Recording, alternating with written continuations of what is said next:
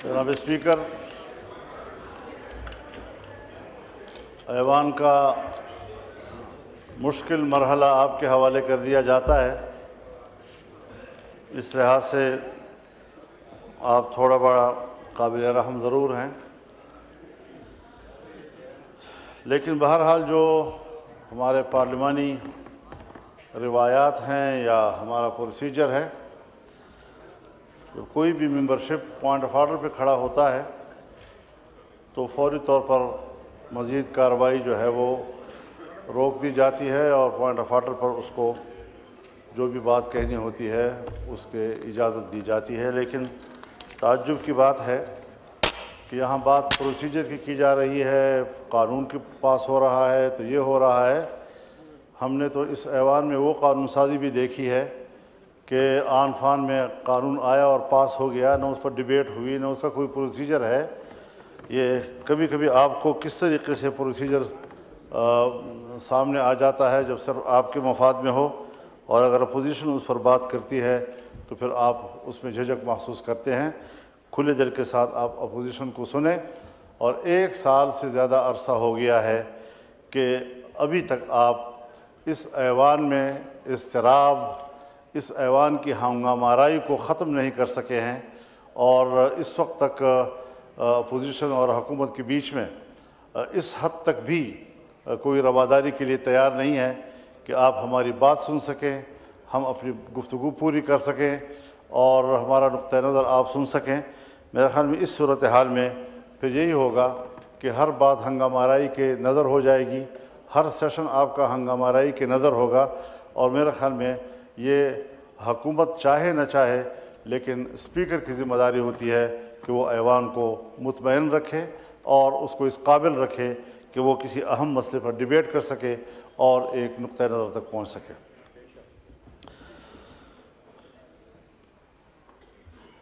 جناب اسپیکر، مسئلہ صرف اس ایوان میں نہیں ہے، پورا ملک اس وقت پریشانی اور اضطراب میں مبتلا ہے۔ عام آدمی کے پاس نہ تو روزگار ہے اور نہ ہی جان و مال کا تحفظ۔ یہاں پر محکموں کے محکمے ملیامیٹ کیے جا رہے ہیں، ادارے ملیامیٹ کیے جا رہے ہیں، اور وہاں پر ہزاروں لاکھوں بے روزگار ہوتے جا رہے ہیں۔ اس کا فکر کس نے کرنا ہے؟ ظاہر ہے کہ پارلیمنٹ نے اس کے بارے میں سوچنا ہے۔ اگر گورنمنٹ کوئی غلط فیصلہ کرتی ہے، عوام کے مفاد کے خلاف فیصلہ کرتی ہے، ملک کی اکانومی پر اس کے منفی اثرات مرتب ہوتے ہیں، تو ایک پارلیمانی فورم ہے کہ جہاں اس کو ڈیبیٹ میں لایا جاتا ہے اور اس پر بات کی جاتی ہے کہ حکومت کا یہ اقدام صحیح ہے یا غلط ہے۔ اور اگر اپوزیشن ایک صحیح تجویز دیتی ہے تو حکومت فراخ دلی سے اس کو قبول کرتی ہے۔ یہاں تو جہاں اپوزیشن کو کہیں پر ضد اور ہٹ دھرمی کا مظاہرہ کرنا چاہیے، 1 سال سے میں دیکھ رہا ہوں کہ حکومت کی سائڈ سے بڑی ضد اور ہٹ دھرمی کا مظاہرہ ہو رہا ہے۔ جناب اسپیکر، میں یہاں پہلے بھی یہ بات کہہ چکا ہوں اور آج دوبارہ اس کی طرف جانا چاہوں گا، کیونکہ مسئلہ ملک کی سالمیت کا ہے۔ ملک کی سالمیت کے حوالے سے کم از کم میرے مشاہدات یہ ہیں کہ ملک کی سالمیت کے حوالے سے پالیسی ایوانوں میں نہیں بنائی جا رہی، حکومتی حلقوں میں نہیں بنائی جا رہی، بلکہ بند کمروں کے اندر ماورائے حکومت، ماورائے سیاست، ماورائے پارلیمان پالیسیاں بنائی جا رہی ہیں، اور ہمیں ایک لمحے کے لیے بھی اس کی اجازت نہیں ہے کہ ہم ریاست کی بقا، اس کی سالمیت کے حوالے سے یا کوئی بات کر سکیں یا کوئی تجویز دے سکیں۔ خیبر پختونخوا اور بلوچستان کی صورتحال اب کسی سے پوشیدہ نہیں رہی ہے۔ ہم ان کے خلاف لڑ رہے ہیں، مسلح گروہوں کے خلاف جنگ لڑ رہے ہیں۔ جناب اسپیکر، ایوان بیٹھا ہوا ہے، ہم سب پاکستانی ہیں، ہمارا امن ایک ہے، ہماری معیشت ایک ہے، ہماری عزت و آبرو ایک ہے، ہمارے مشترکات ہیں، قدریں ہیں، اور اس حوالے سے ہمیں اس بات کا ادراک ہونا چاہیے کہ اس وقت دو صوبوں میں حکومت کا کوئی رٹ موجود نہیں ہے۔ اور اگر میں آج وزیر اعظم سے یہاں ہوتے اور ان کے خدمت پہ بصد احترام یہ عرض کرتا کہ قبائلی علاقوں میں کیا ہو رہا ہے، اس کے ساتھ متصل اضلاع میں کیا ہو رہا ہے، بلوچستان میں کیا ہو رہا ہے، تو شاید وہ یہی کہتے کہ مجھے اس کا کوئی علم نہیں ہے۔ اگر میرا حکمران جس حیثیت میں بھی ہے ملکی معاملات کے بارے میں اتنا بے خبر ہے، اور مجھے یاد ہے ایک زمانے میں ہم نے مل کر کام کیا ہے، افغانستان ہمارے جرگے جاتے تھے، اور میں نے جب ان سے پوچھا تو ان کو کوئی علم نہیں تھا۔ کون فیصلے کرتا ہے؟ کہاں فیصلے کیے جاتے ہیں؟ ذمہ دار تو کل پاکستان ہوگا، ذمہ دار تو حکومت بھی ہوگی اور اپوزیشن بھی ہوگی، ذمہ دار تو پارلیمان ہوگا، عوام کی نظر میں تو ہم ذمہ دار ہیں۔ اور حقیقت یہ ہے کہ اس ملک میں کوئی سویلین اتھارٹی اس وقت موجود نہیں ہے، کوئی نظریاتی سیاست موجود نہیں ہے۔ مکمل طور پر پاکستان میں خاص اسٹیبلشمنٹ وہ بند کمروں میں اور اپنے محلات میں جو چاہے فیصلہ کرتے ہیں، اور حکومت کو ان کے فیصلوں پر انگوٹھا لگانا پڑتا ہے۔ ہمیں کچھ یہاں سے نکلنا ہوگا یا نہیں نکلنا ہوگا؟ انہی دبیز پردوں کے پیچھے ہم نے سیاست کرنی ہوگی، ہم نے ملک کو چلانا ہوگا۔ جناب اسپیکر، میرے علاقے میں ایسے ایریاز ہیں جس کو فوج نے بھی خالی کر دیا ہے، پولیس تو خالی کر چکی تھی۔ بتا دوں آپ کو، ایوان کو بتانا چاہتا ہوں، وہ علاقے کہ جو پولیس تو خالی کر چکی تھی لیکن فوج بھی خالی کر چکی ہے، اور جہاں پر جنگ ہو اور پولیس بھی نہ ہو اور فوج بھی نہ ہو تو وہ ایریا کس کے قبضے میں ہوگا اور وہاں کس کا ریٹ ہوگا؟ اور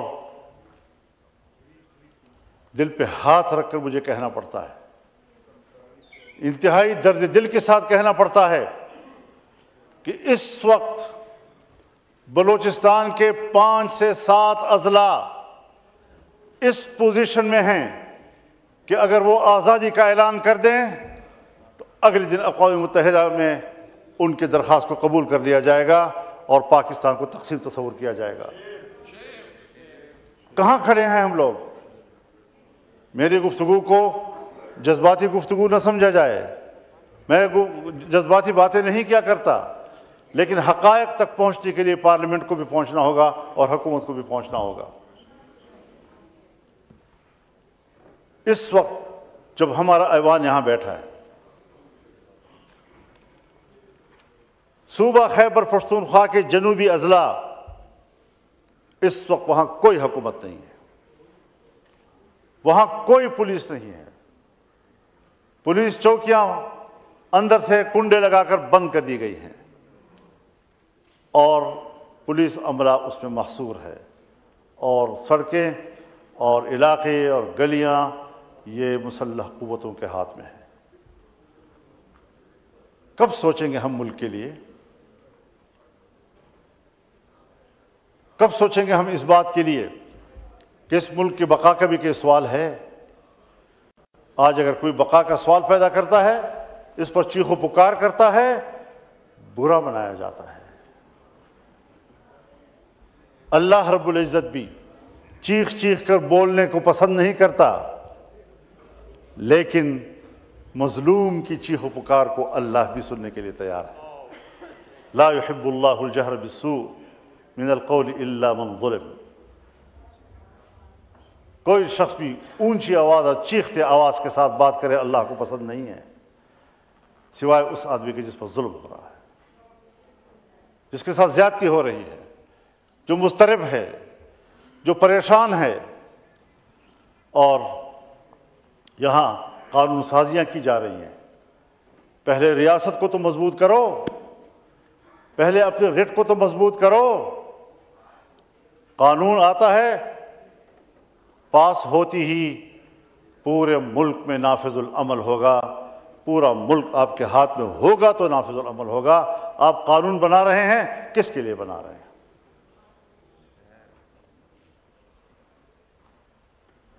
صوبوں میں اسمبلیاں ہیں، لیکن صوبوں کی اسمبلیاں بھی عوام کی نمائندہ نہیں ہیں،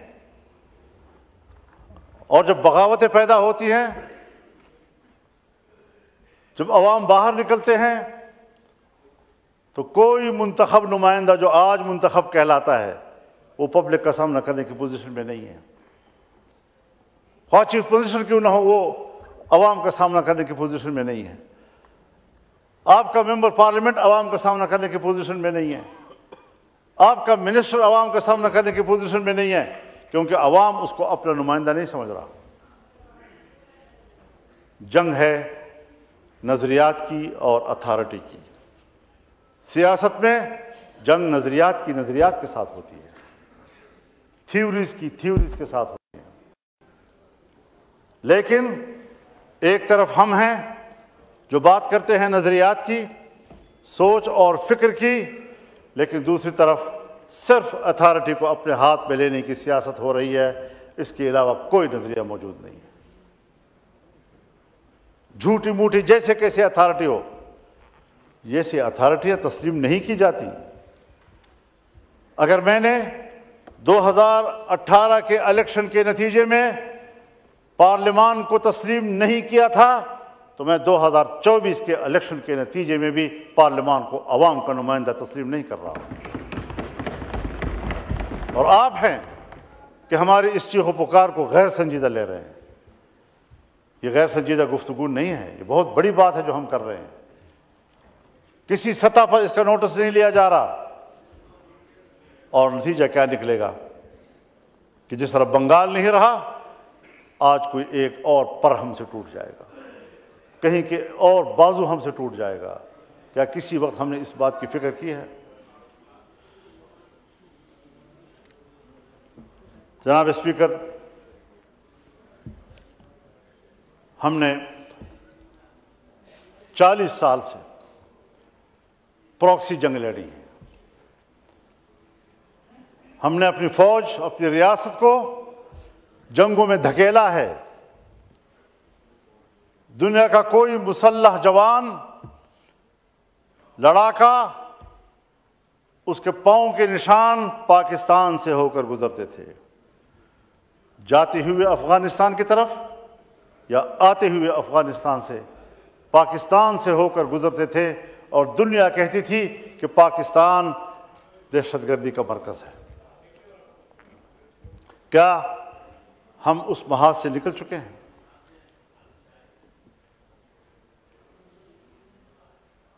لڑائی میں کوئی افغانی مر جاتا ہے، ہم سارا غصہ افغانستان کے اوپر تو نکال لیتے ہیں، لیکن اپنی کمزور پالیسیوں کی طرف نہیں جاتے، لوگوں کو آنکھیں دوسری طرف پھیرنے کی کوشش کرتے ہیں تاکہ قوم ہماری غلطیوں پر بات نہ کر سکے اور کسی پڑوسی کو ہی مجرم سمجھتا رہے۔ یہ معاملات ہیں، اس پہ تفصیل سے جانے کی ضرورت نہیں ہے، لیکن ذرا اپنا حساب بھی تو ہمیں کرنا چاہیے نا۔ یہاں جنرل مشرف کی حکومت تھی،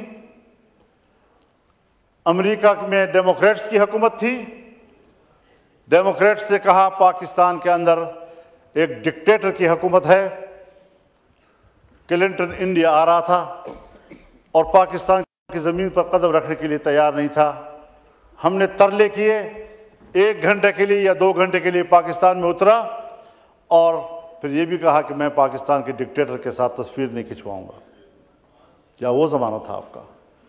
یا جب 9/11 ہوا تو پاکستان کی سرزمین بچھا دی گئی ان کے لیے، اور ہم عالمی دہشت گردی، نام نہاد عالمی دہشت گردی کے خلاف امریکہ اور ناٹو کے اتحادی بن گئے، اور ان کے اتحادی بن کر ہم نے ہوائی اڈے دیے ان کو، ہم نے فضائیں دی ان کو، ہمارے اڈوں سے ہوائی جہاز اڑتے اور افغانستان میں بمباری کرتے۔ پھر ظاہرہ جنگ شروع ہوئی۔ کیا کبھی افغانستان میں طالبان نے آپ سے کہا ہے کہ آپ کے جہاز کیوں اڑ رہے ہیں؟ امریکہ کے جہاز آپ کے ایئرپورٹ سے کیوں اڑ رہے ہیں؟ آپ کی فضاؤں کو عبور کر کے ہم پہ بمباری کیوں کر رہے ہیں؟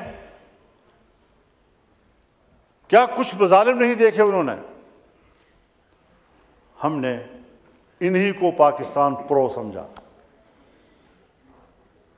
اب افغانستان میں ان پرو پاکستانیز کو ہم نے چلانا تھا، ہمارے پاس تجربہ تھا، ہمارے پاس ایک ذمہ دارانہ ریاست موجود تھی، ہم نے ہر قدم ذمہ داری سے اٹھانا تھا۔ میں الیکشن سے پہلے گیا، اپنے ملک کو، اپنے ریاست کو اعتماد میں لے کر گیا ہوں، میں اپنا ایجنڈا لے کر گیا، اس ایجنڈے سے ان کو آگاہ کیا کہ یہ میرے ملک کی ریاست کی ضرورتیں ہیں، ان موضوعات پہ میں نے ان سے بات کرنی ہے۔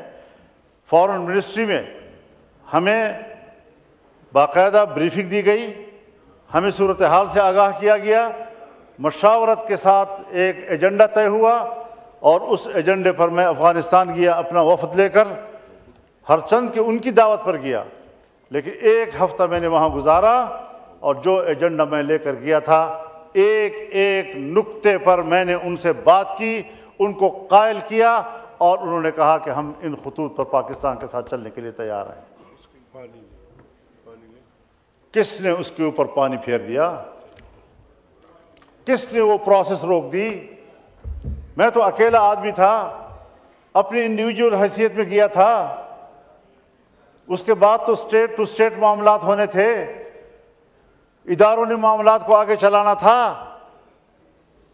یہ اہلیت ہے ہماری کہ آپ کا ایک شہری اپنے وطن عزیز کے تحفظ کے لیے، اپنے وطن عزیز کی خدمت کے لیے، ملک کو ایک بڑے شورش سے بچانے کے لیے 75 سال ہم نے کشمیر کے محاذ پر انڈیا کے ساتھ آزمائشوں میں گزاری۔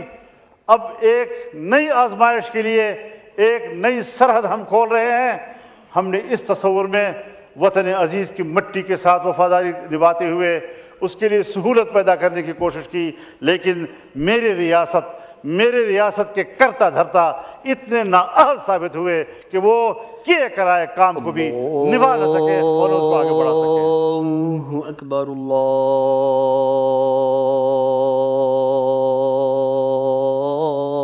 اللہ اکبر۔ جی مولانا صاحب کا مائک کھولا۔ جناب اسپیکر، میں آپ کی وساطت سے ایوان کی توجہ اس جانب مبذول کرانا چاہتا ہوں کہ ملک کو مزید آزمائشوں کی طرف نہ دھکیلا جائے۔ یہ ملک نئی آزمائشوں کا متحمل نہیں ہے۔ پالیسیاں سیاستدانوں کے حوالے کی جائیں، مذاکرات کا راستہ اختیار کیا جائے، غلط فہمیاں دور کی جائیں، ہر قدم جنگ کی طرف بڑھانے کی بجائے ہماری شناخت یہ ہونی چاہیے کہ ہمارا ہر قدم امن کی طرف بڑھ رہا ہے۔ دوسرے کو مورد الزام ٹھہرانا بہت آسان ہے، لیکن اپنی ذمہ داریاں نبھانا وہ کوئی آسان کام نہیں ہے، اس کی طرف ہمیں متوجہ ہونا ہوگا۔ آج ایک نوآبادیاتی نظام سے تو ہم نکلے، جنگ عظیم اول، جنگ عظیم دوم، اور جنگ عظیم دوم کے بعد باقاعدہ نوآبادیات کا رواج تو ختم ہوا، لیکن عالمی قوتوں نے ترقی پذیر ممالک اور غریب ممالک کو غلام بنانے کا ایک نیا طریقہ نکالا. ان کو سیاسی لحاظ سے غلام بنانا، ان کو اقتصادی لحاظ سے غلام بنانا، انہیں دفاعی لحاظ سے غلام بنانا، یہ ان کا وتیرہ رہا. ہمارے فیصلے سلامتی کونسل میں ہوتے ہیں، بین الاقوامی انسانی حقوق کنونشنز میں ہوتے ہیں، اقوام متحدہ کی انسانی حقوق کمیٹیوں میں ہوتے ہیں، اور اگر وہ ایک فیصلہ کر لیں تو پھر ان کا فیصلہ ہمارے ہاں مؤثر ہوگا اور ہمارے اپنے ملک کا آئین اور قانون غیر مؤثر ہو جاتا ہے.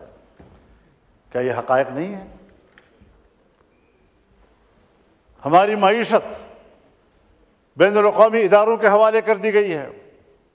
آج ہماری معیشت کو IMF کنٹرول کرتا ہے، FATF کنٹرول کرتا ہے، دوسرے قرضے دینے والے ادارے کنٹرول کرتے ہیں.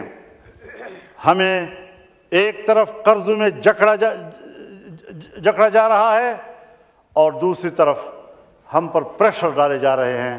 آئے روز IMF کا وفد آ رہا ہے اور پھر ہمیں بلا رہا ہے، اور اب تو IMF اس حد تک آگے چلا گیا کہ وہ حکومت سے بات کرنے کی بجائے وہ عدلیہ سے مل رہا ہے اور عدلیہ سے بات کر رہا ہے. IMF کا ہمارے ملک کے عدلیہ سے کیا سروکار ہے؟ ہمارے ملک میں آج IMF آ رہا ہے اور سپریم کورٹ بار ایسوسی ایشن کی قیادت کے ساتھ مل رہا ہے. بار ایسوسی ایشن کے ساتھ IMF کا اور FATF کا کیا تعلق ہے؟ کیا تحفظات ہیں اس کے؟ اور پھر اس کی پاداش میں ہم ادارے بناتے ہیں، احتساب کے ادارے بناتے ہیں، نیب کے ادارے بناتے ہیں، FIA کو متحرک کرتے ہیں، اور سارا بوجھ ان کا دو طبقوں کے اوپر آتا ہے. ایک کاروباری طبقہ جو ملک میں انویسٹ کر رہا ہوتا ہے، چھوٹی چھوٹی باتوں پر ان کو پکڑا جاتا ہے، ان کی فائلیں بنائی جاتی ہیں، ان کی پیشیاں ہوتی ہیں، ان کو سزائیں دی جاتی ہیں، اور دوسرا سیاستدانوں کے خلاف اس کو استعمال کیا جاتا ہے تاکہ ایک سیاستدان اور ایک حکومتی پارٹی کو بدنام کیا جائے، دوسرے کو اس کی جگہ دی جائے. اس مقصد کے لیے بین الاقوامی ادارے میرے ملک میں مداخلت کر رہے ہیں. نتیجہ کیا نکلتا ہے کہ میرا پاکستانی سرمایہ کار اپنا سرمایہ لے کر مغرب میں چلا جاتا ہے. پیسہ میرے نظام سے تنگ آ کر وہ اپنا پیسہ منتقل کرتا ہے یورپ کی طرف، اور میرے پیسے پر یورپ کاروبار اور تجارت کر رہا ہوتا ہے. تو یہ وہی بات ہوئی کہ انڈیا کا پیسہ انگریز لے گیا، اس نے اپنے انگلستان کو آباد کیا اور ہمیں بھکارا چھوڑ دیا. اس نے دفاعی معاملات میں جائیں، حضرت ایٹم بم میرا ہے، میزائل میرا ہے، لیکن بین الاقوامی ادارے مجھے مجبور کر رہے ہیں اس پہ دستخط کرو، اس پہ دستخط کرو، اس پہ دستخط کرو. اور مجھے بین الاقوامی معاہدات پر دستخط کرنے کے بعد یہاں پہنچایا جا رہا ہے کہ ایٹم بم میرا ہوگا، میزائل میرا ہوگا، طیارہ میرا ہوگا، لڑاکا سامان میرا ہوگا، لیکن اس کو استعمال کرنے کا اختیار بین الاقوامی معاہدات کے تحت ان اداروں کو ہوگا. میرے ملک کا اختیار ختم ہو جائے گا. اس چیز میں پوری قوم مبتلا ہے. کس طریقے سے وہ میرے ہی ہاتھوں سے میرے بھائی کو مروڑ کر میرے سرمایہ کو اپنے ملکوں میں منتقل کر رہا ہے، کس طریقے سے وہ میرے ہاتھ پاؤں باندھ کر مجھے غیر مسلح کر رہا ہے، اور میرے اپنی صلاحیت وہ میرے دفاع میں استعمال نہیں ہو سکتی، ان کی اجازت سے استعمال ہوگی. میری پارلیمنٹ قانون سازی نہیں کر سکتی. اگر قانون سازی کرے گی تو کہیں گے بین الاقوامی ادارے. آج ہم نے یہاں پر 26ویں ترمیم پاس کی.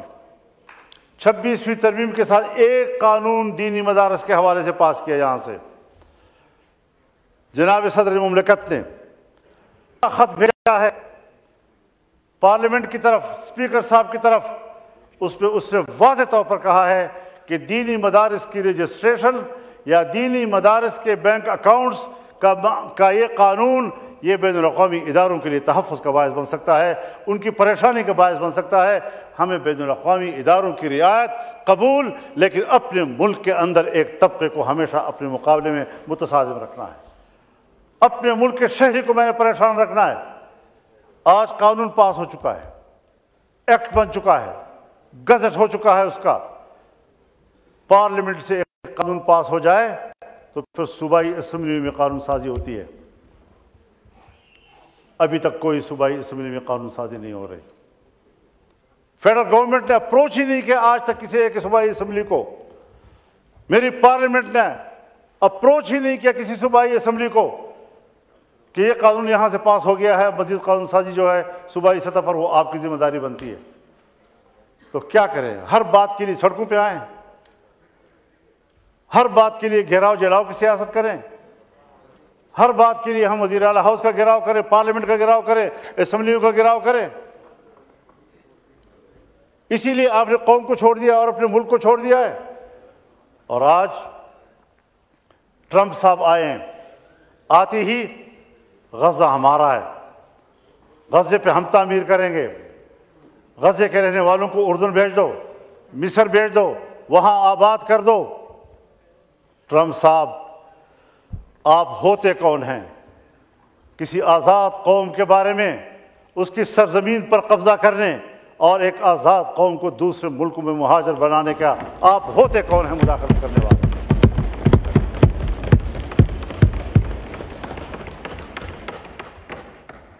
آپ کا کٹھ پتلی 15 مہینے فلسطینیوں کا قتل عام کر کے انسانی جرم کا مرتکب ہوا ہے۔ اگر صرف 2-3 شہروں میں فوجی کارروائی کے نتیجے میں قتل ہونے والوں کے پاداش میں صدام حسین کو لٹکایا جا سکتا ہے تو اس پاداش میں جہاں نیتن یاہو کو سرعام پھانسی ملنی چاہیے تھی، آج امریکہ فلسطینیوں کے خون پر ان کو سپورٹ کر رہا ہے۔ بنیادی بات یہ ہے کہ جنگ عظیم اول کے بعد جب دنیا میں یہودی دربدر ہو گئے اور جرمنوں کے ہاتھوں پٹ گئے، اس زمانے میں لیگ آف نیشنز، اقوام متحدہ نے قرارداد پاس کی کہ ان دربدر شدہ یہودیوں کو جگہ دینا، ان کو اثر نو بسانا، یہ بین الاقوامی ذمہ داری ہے۔ بین الاقوامی ذمہ داری قرار دے کر صرف فلسطین کی سرزمین کو اس کے لیے کیوں خاص کیا گیا؟ تمام ملکوں سے کہا گیا کہ جہاں جہاں پر کوئی یہودی بستا ہے اپنے ملک میں ان کے لیے جگہ دو۔ کیوں کسی ملک نے ان کو جگہ نہیں دی اور سب کو اکٹھا کر کے فلسطین کی سرزمین میں لایا گیا؟ قرارداد میں کہا گیا ہے کہ کسی شہری کو، کسی یہودی کو جبراً کہیں آباد نہیں کیا جائے گا۔ قرارداد میں کہا گیا ہے کہ کسی سرزمین پر سرزمین والوں سے پوچھے بغیر جبراً ان کو آباد نہیں کیا جا سکتا۔ یہودیوں کو بھی جبراً لا کر آباد کیا گیا، فلسطینیوں سے بھی جبراً زمین لی گئی اور وہاں ان کو آباد کیا گیا۔ قرارداد میں کہا گیا ہے کہ فلسطین اوور پاپولیٹڈ ایریا ہے، یہاں مزید کسی کو آباد کرنے کی گنجائش نہیں ہے۔ اس کے باوجود اوور پاپولیٹڈ ایریا پر ان کو آباد کیا گیا۔ قرارداد میں کہا گیا ہے کہ فلسطین معاشی لحاظ سے انتہائی کمزور ہے، اس پر مزید بوجھ نہ ڈالا جائے۔ اس معاشی لحاظ سے کمزور ترین ملک پر اتنے بڑے یہودی آبادی کا بوجھ لا دیا گیا، اور آج تک یہ صرف بوجھ ہی نہیں بلکہ ان کی پیٹھ میں گھونپا ہوا چھرا ہے، خنجر ہے، جو آج بھی ہمارے جسم کو چھو رہا ہے اور ہمارے جسم سے لہو بہہ رہا ہے۔ تو جناب اسپیکر، ہم کیا دوبارہ نوآبادیات کی طرف جا رہے ہیں؟ مجھے معاف فرمائیے، یہ ہاؤس ہے میرا، میں اس سے بات کرتا ہوں۔ جو کچھ پاکستان کے بارڈرز پہ ہو رہا ہے یہ آج سے نہیں ہو رہا، 40 سال سے ہو رہا ہے، اور اگر 40 سال کا آپ عرصہ نہ گنے تو گزشتہ 20 سال سے ایک ہی علاقے پر جنگ فوکس کی گئی ہے۔ اتنی طویل جنگ ایک ہی علاقے پر فوکس ہونا یہ جغرافیائی تبدیلیوں کی نشاندہی کرتا ہے، اور یہ وہ منطقہ ہے، پہاڑوں کا یہ وہ منطقہ ہے جو عالمی جنگ کا سبب بنا ہے۔ یہاں روس آیا، امریکہ نے پوری قوت استعمال کی دریائے آم اسے پیچھے بھگانے کے لیے۔ یہاں امریکہ آیا، یہاں کی معدنیات پر قبضہ کرنے کے لیے، افغانوں نے لڑ کر ان کو نکال دیا۔ آج چائنا کی بھی خواہش ہے کہ میری رسائی افغانستان تک ہو سکے۔ افغانستان اور ہمارے فاٹا کے علاقوں میں اور خیبر پختونخوا کے علاقوں میں دو قسم کے معدنیات ہیں۔ ایک وہ معدنیات جس کے ساتھ عام لوگوں کی معیشت کا تعلق ہے، گیس، کوئلہ، تیل، چاندی، سونا، کاپر وغیرہ وغیرہ۔ کچھ وہ پتھر بھی ہیں کہ جو خلا میں جانے والے راکٹوں اور میزائلوں میں استعمال ہوتے ہیں، جو 450 کی ہیٹ پر بھی تحلیل نہیں ہوتے۔ اس سے الٹا جائیں تو اتنی ہی سخت سردی میں بھی وہ منجمد نہیں ہوتے۔ اس کی ضرورت امریکہ کو بھی ہے، اس کی ضرورت چائنا کو بھی ہے، اس کی ضرورت رشیا کو بھی ہے۔ وہ ان علاقوں تک پہنچنا چاہتے ہیں اور ہمارے ان وسائل پر کہ جن کے ساتھ بڑی قوتوں کے مفادات وابستہ ہیں، جو ان کے میزائلوں میں استعمال ہوں گے، جو ان کے راکٹوں میں استعمال ہوں گے، اور اس کے لیے وہ تگ و دو کر رہے ہیں کہ کس طرح اس علاقے پر اپنا ہاتھ مضبوط کر لیں۔ کوئی عجب نہیں کہ اگر ٹرمپ غزہ کے بارے میں یہ بات کہہ سکتا ہے تو اس کے ایجنڈے پر یہ بھی ہو کہ قبائلی علاقے پر ہم قبضہ کر لیں، یہاں کا نظام اپنے ہاتھ میں لے لیں، پاکستان کا عمل دخل ہم ختم کر دیں۔ وہاں ویسے بھی اس کی ریٹ کمزور ہو چکی ہے، اور پھر اس کے بعد وہ یہیں سے ہمارے معدنیات کو بھی لے جائے، افغانستان کو بھی ڈیل کرے، تہران کو بھی ڈیل کرے، انڈیا کو بھی کرے، پاکستان کو بھی کرے اور چائنا کو بھی کرے۔ یہ جغرافیائی تبدیلیاں، ان کے خطرات میں محسوس کر رہا ہوں۔ خدا میرے وہم کو جھوٹا ثابت کر، لیکن خدا کے لیے سنو تو صحیح اس بات کو، کچھ اہمیت تو دی جانی چاہیے۔ ہمارے قبائلی علاقوں میں جنگیں ہو رہی ہیں، قوم ایجنسی میں جنگیں ہو رہی ہیں۔ کیا ریاست کی ذمہ داری نہیں ہے کہ وہاں کی صورتحال کو بہتر بنائے؟ ایک طرف آپ نے ان کو ضم کر دیا، ضم کرنے کے بعد بجائے اس کے کہ وہاں خوشحالی آنی چاہیے تھی، وہاں باغ و بہار ہونا چاہیے تھا، وہاں سبز باغ ہونے چاہیے تھی، وہاں دودھ کی نہریں اور شہد کی نہریں بہنی چاہیے تھی، الٹا ہمارے علاقے بھی خوار ہو گئے، وہاں کا امن بھی ہم سے چھن گیا، وہاں کی خوشیاں بھی ہم سے چھن گئی۔ یہ ہوتے ہیں فیصلے، انضمام کا یہ ویژن، اس ویژن کے ساتھ آپ کے ساتھ لوگوں نے تعاون کیا تھا، اس ویژن کے ساتھ آپ کے پارلیمنٹ کے ممبروں نے آپ کا ساتھ دیا تھا۔ کیا کر رہے ہیں آپ ملک کے ساتھ؟ کیا آپ اس ریاست کے ساتھ کرنا چاہتے ہیں؟ کدھر آپ ملک کو لے جانا چاہتے ہیں؟ بخدا مجھے اپنے اوپر اعتماد ہے، اگر ہمارا ایوان، حکومت ہو یا اپوزیشن، سنجیدہ ہو کر خود اعتمادی کے ساتھ اپنے وطن عزیز کے لیے خود سوچے، فیصلے کرے، ویژن موجود ہے، دلیل موجود ہے، رائے موجود ہے، تحقیق موجود ہے، ہم اس ملک کو بہتر چلا سکتے ہیں۔ لیکن کیوں ہم اس حد تک گر چکے ہیں کہ ہم ایک قلم اٹھاتے ہیں تو اس کے لیے بھی ایک اشارے کے محتاج ہوتے ہیں؟ کہ کسی لمحے ہمارے ضمیر پر کچھ گزرتی ہے یا نہیں گزرتی؟ تو یہ وہ ساری صورتحال ہے۔ حضرت میں آپ کو بتاؤں، جناب اسپیکر، ہاؤس کے نوٹس میں آ جانی چاہیے، 1 سال کے اس پورے عرصے میں باجوڑ، جہاں سے ہم اپنی پارٹی کے 90 لاش اٹھا چکے ہیں، 90 جنازے بیک وقت، روزانہ ہمارے 2-2 3-3 جنازے اٹھ رہے ہیں ہر ایجنسی سے، اور لڑائیاں بھی جاری ہیں۔